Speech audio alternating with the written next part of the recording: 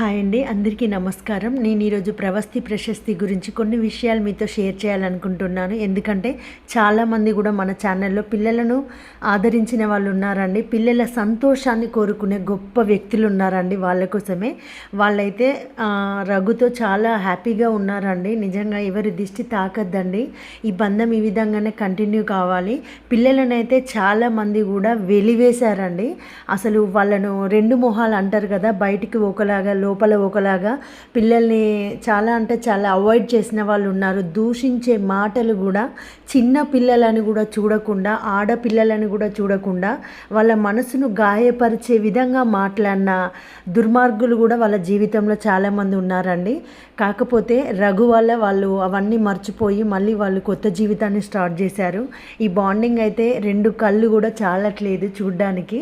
ఇది మీ అందరి ఆశీర్వాదమేనండి. మమ్మల్ని ఆదరించే గొప్ప వాళ్ళ ఆశీర్వాదమే ఈ బంధానికి కారణము.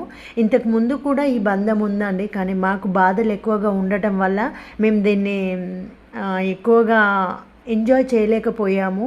ఆ మూమెంట్ అనేది రాలేదండి, ఓపెన్గా చెప్పాలంటే. అండ్ అదేవిధంగా మీ అందరి ఆశీర్వాదం ఎప్పుడు ఇలాగే ఉండాలి. Thank you.